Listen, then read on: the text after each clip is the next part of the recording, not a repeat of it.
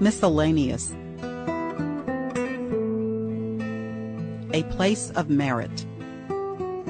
When I came to live at the Buddha-Chuck Center, I set my mind to this one goal: to make this place clean and pure, a meritorious place of virtue where people come to practice meditation and achieve purity. At the cost of my life, I devoted my flesh and blood to establish the Buddha-Chuck Center without the consideration for my own health, so much so that right before it was completed, I became severely ill. This time I nearly died. I had to take refuge in merit at all times in order to survive. I lived. But if this happened to another old person, I am sure that person would have already ended up in a coffin. I'm well now, but only as much as an old person can be well. Don't delve into the negative.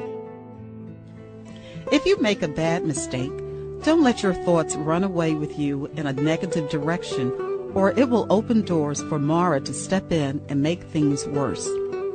The more negative your imagination, the more harm you will bring to yourself. It is better for your mind to take refuge at the center of your body. When people commit a bad mistake or face adversity, they tend to become negative and think of the worst. They become discouraged, disheartened, depressed, and demoralized. These negative emotions give the opportunity for Mara to come in with this malicious program that causes everything bad to come to fruition. In other words, your negative thoughts cause negative effects. So when bad situations happen, keep your mind at the center of your body. Eventually, the negative energy will go away and you will be able to remedy the situations. Make the best of the present. I am someone who is not easily upset or affected. I teach myself at all times that it does not matter whether we are born rich or poor, smart or dumb, or even illiterate. What is important is that now we have been born into this life, it is wise for us to do maximum good deeds so that all good things will come to us in future lives. Do good now to reap more good in the future. The past is gone. I never think of the past. I only think of the present, and I do my best in the present. Before, when I was a farmer, I had many friends, but since I entered the temple, my mind was only on Dhamma, and I never missed my friends. At the meditation workshop, whenever Luang Pa Wat Pak Nam gave me an assignment, the only thought I had was to fulfill the assignment to the best of my ability. As a result, I was able to answer every one of Luang Pa's queries. My meditation skills became very profound, and I advanced more quickly than others in the class.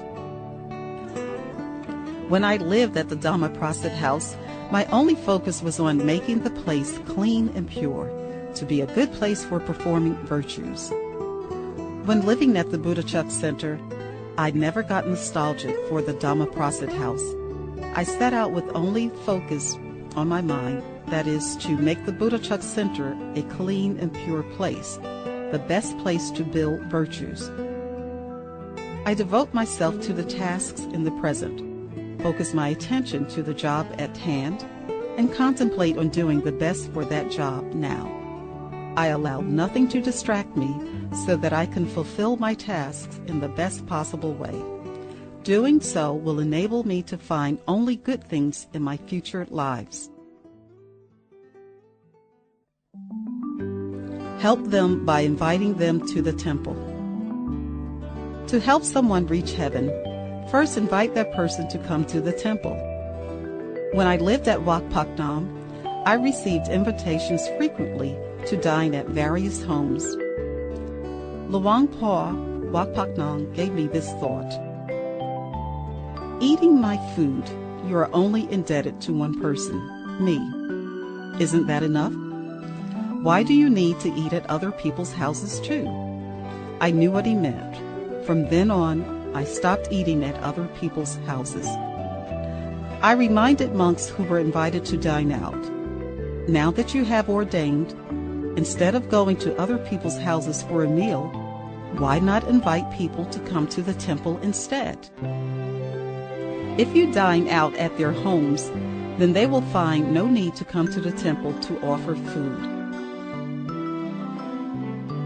Putting down roots. I wish nothing but prosperity for you. Although you may be impressed by tales of other places, remember that we have put down our roots here at the Buddhachak Center. Plan your life. Plan well for your life. I planned everything through. Even as a simple farmer, foresight served me well. In the rice field and in the home, my skill at planning ahead helped my family to pay off our debt, and we were able to save some money. After I saw that my family was doing well, I made plans to enter the temple and to seek out my late father's afterlife whereabouts. This story was recounted in the book, The Path to Happiness.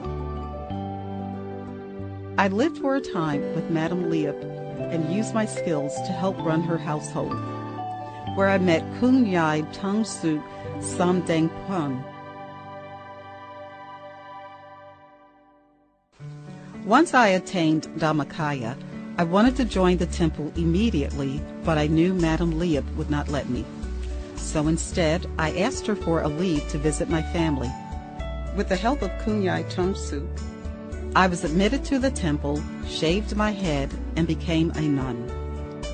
Once I joined the temple, I detached myself from the outside world completely, concentrating only on mastering the Dhammakaya knowledge. That is why my meditation skills are so profound. Leaving home. When I was a young girl of 10 or 12 years old, my father came home drunk one day. He was so drunk that he fell asleep on the ground outside the house while the rest of the family slept inside.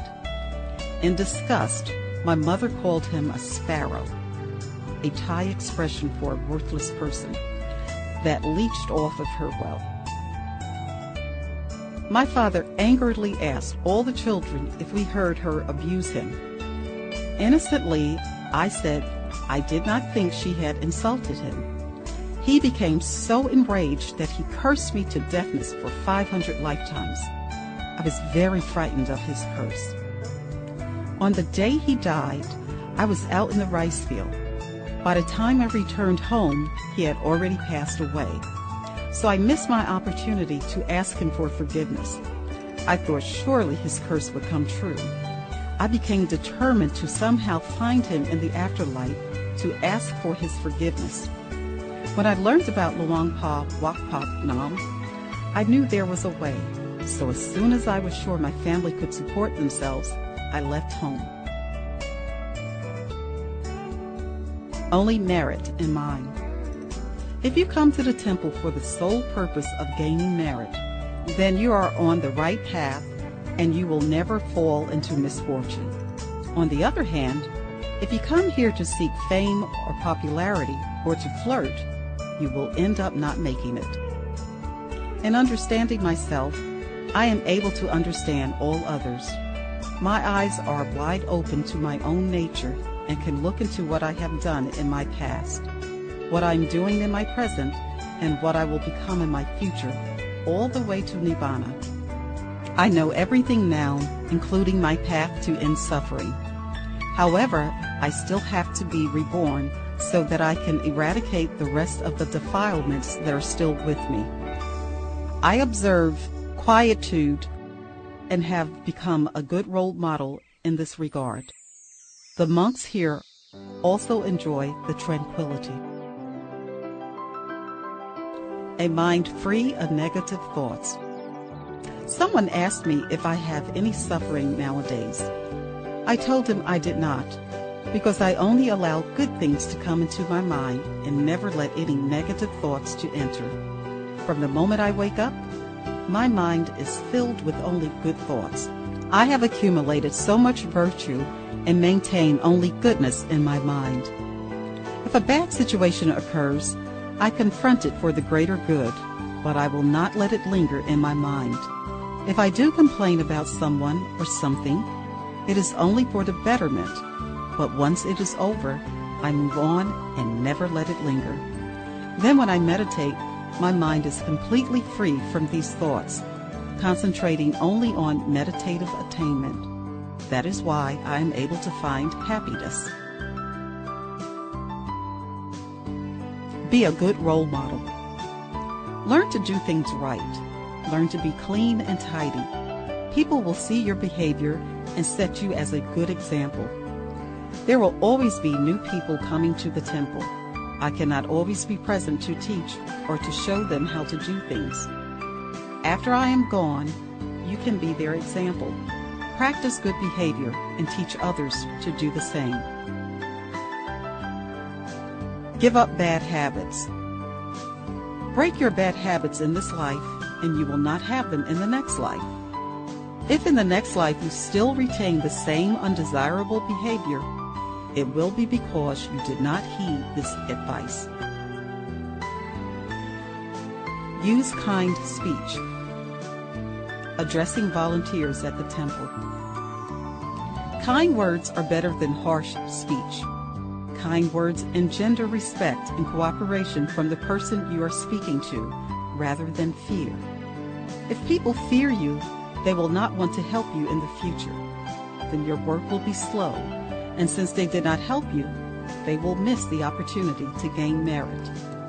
Disagreements should be addressed civilly and sensitively, and people will be willing to learn from you. Then we will accomplish our work, and they will also gain merit. Desire gives rise to suffering. Desire is the source of suffering. Whether it is the desire for wealth, beauty, or fame, they all lead to unhappiness. Because I have no desire for these things, I have no suffering. I am content with myself and my situations. I have no interest in other people's possessions. I have only the desire to perform good deeds and to acquire great merit.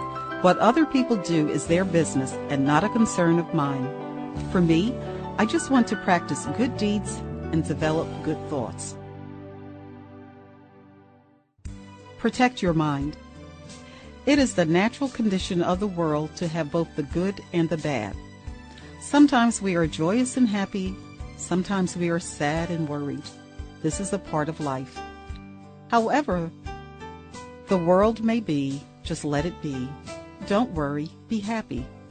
It is better to preserve the quality of our mind. Thinking about negative things and the problems of others can only affect your mind. You can lose anything, but don't lose the quality of your mind. Awakening. When I was small, I walked behind my mother and I thought to myself, please don't let me suffer when I get old. Do people ever realize that the reason they suffer is because they are inundated with demerit? Will they ever come to this awakening? Don't look down on anyone. Never look down upon anyone, whether he is a beggar, poor, middle class, or a millionaire. When I lived in Nakhon Chaisi, whenever a beggar came to me for rice, I gave him rice. Whenever a beggar came to me for grain, I gave him grain. Right balance. Like preparing food, everything should be arranged in the right proportion. Apply right balance in everything you do. Too much or too little is not good. The middle way is the way to go. Humans are the most blessed. Human beings are the most capable creatures. Even big, bulky metal can be made to float on water. To be born human is the highest blessing indeed. No creatures can be more capable or well blessed than a human.